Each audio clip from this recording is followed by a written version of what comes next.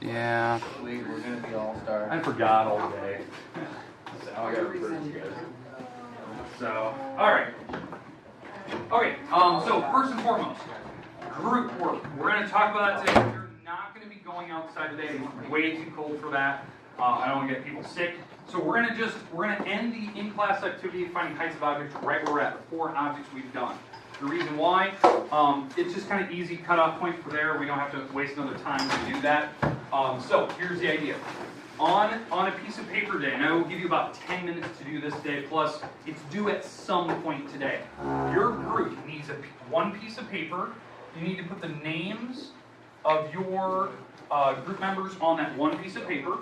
You need to have underneath that the word heights written down. That is the name of the assignment we're doing, right? That's the project. I just call it heights. Usually we put page numbers there.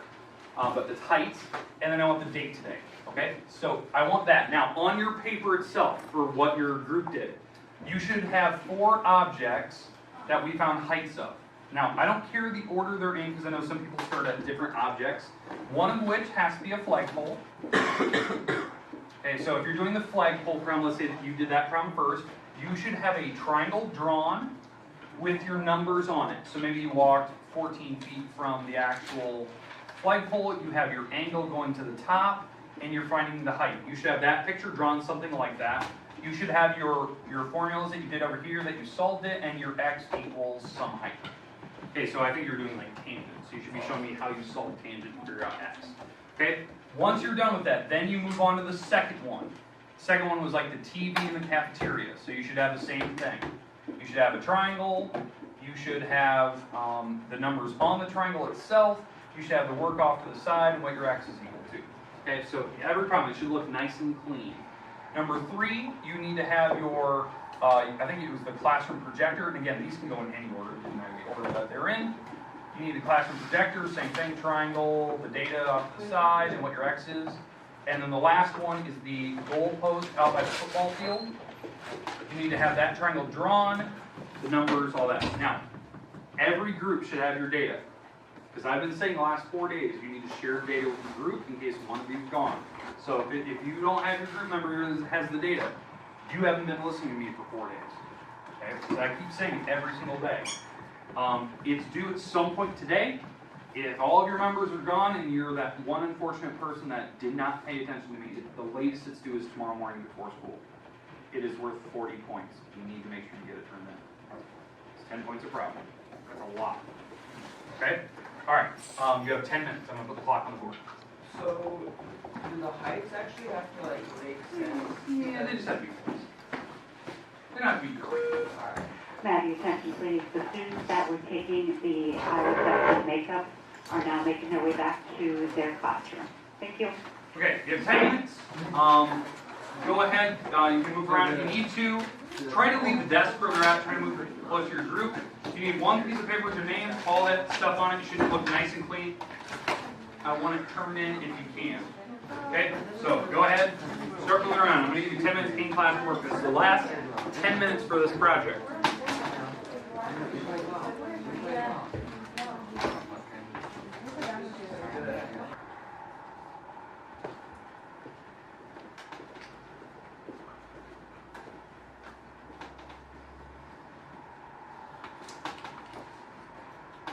Ready to get the decimal?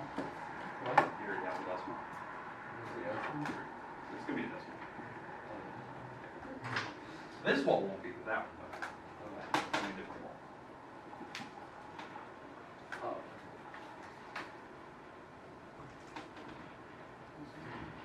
Okay, when you do this, if you're doing this, you need to label the walls first.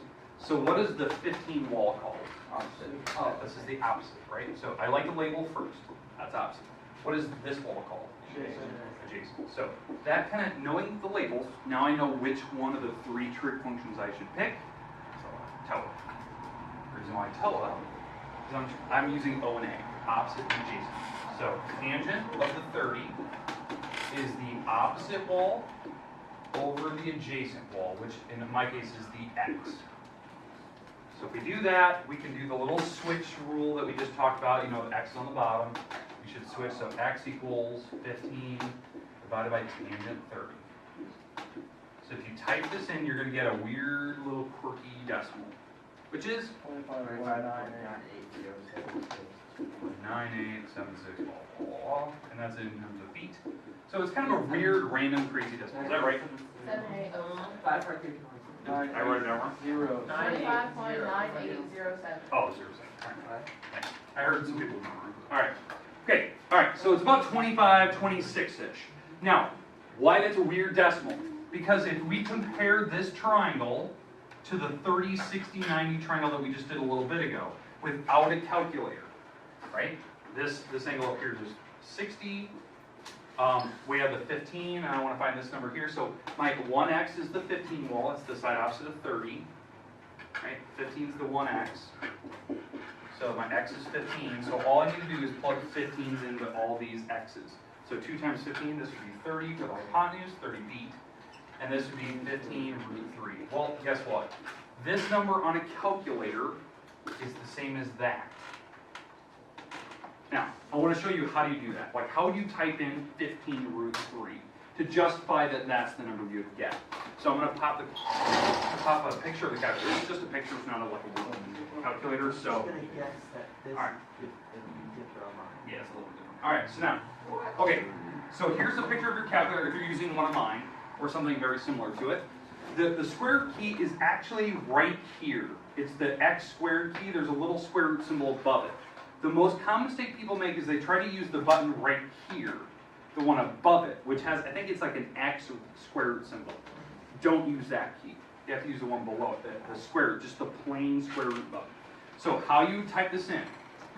You would type in, so if I pull this up, you would type in 15, right? You're going to have to hit that number first. Then you hit the little shift or second key, I always call it shift. Second key, square key, so it pops a little square on your screen, and type in 3, hit enter, and guess what number it gives you? That. Mine shows like the 15 and then the square root 3. Nice. Oh, okay. So, not bad. I think you should have a button that converts it back to decimals. So, not bad. That's kind of nice of you. So, did everyone get like 25.9-ish when they did that? The reason why I bring this up, not to just show you what buttons they hit in your calculator, which is kind of nice, but to justify like why it's giving you decimals, because it's doing the square root of 3, which is a decimal. It's a crazy irrational number. So, all right, let me draw the picture here. All right, any questions on that problem? Now, the second triangle that I want to discuss today, other than the 30, 60, 90, I want to discuss a 45, 45, 90 triangle. And this is our last note today. Last thing I want to talk about.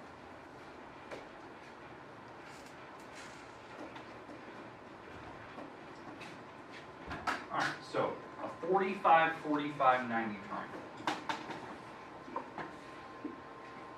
And then I'm going to discuss why I'm bringing these up today, other than just the cool fact that you can find distances on a calculator without actually doing anything.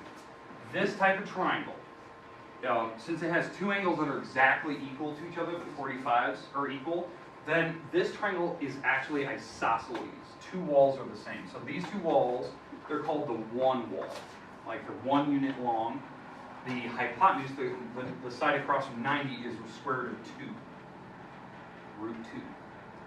Root 2 is like 1.4, so it is the longest side.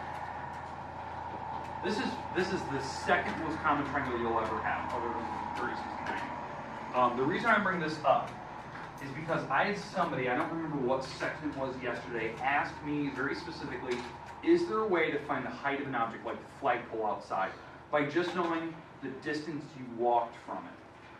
The answer is yes, if you had this exact triangle.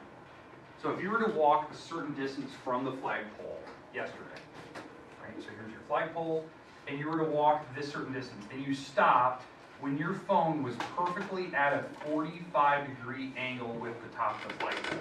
Now, how I know that? Because when you're really close to the flagpole, the cell phone's up and down, because you're really tall angle, like 80. When you start walking this way, the phone starts tilting more and more and more, and you're getting a different angle, right?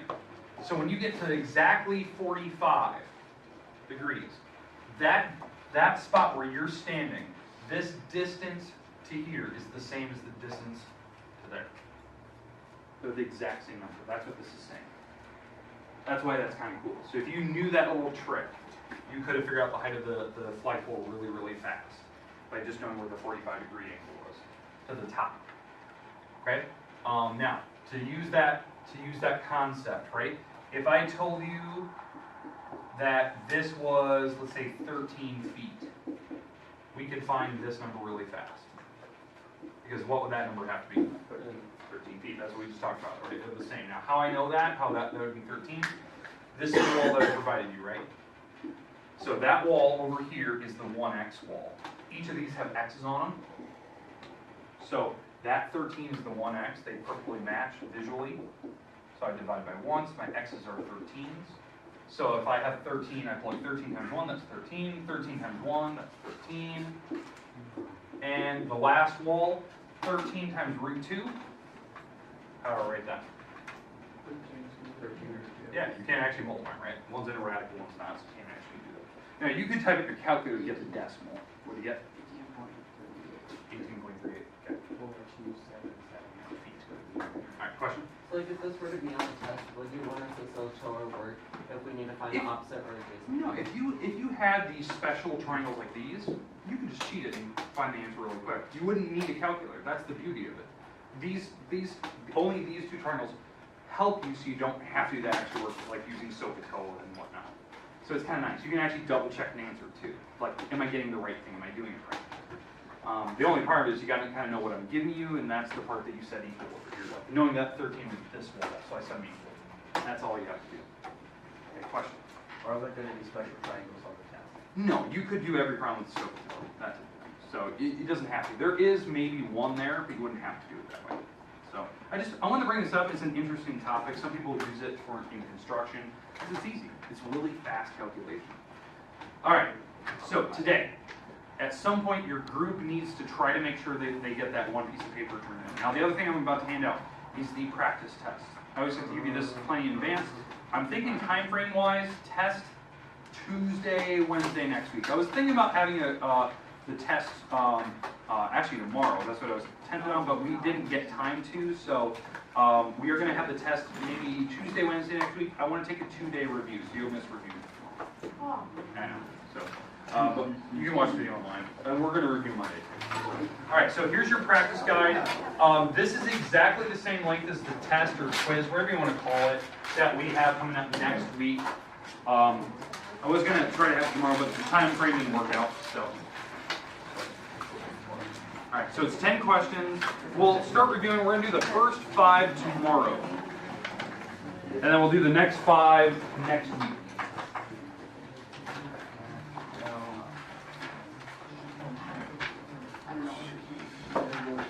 Nice. All right. Did everyone get a practice guide?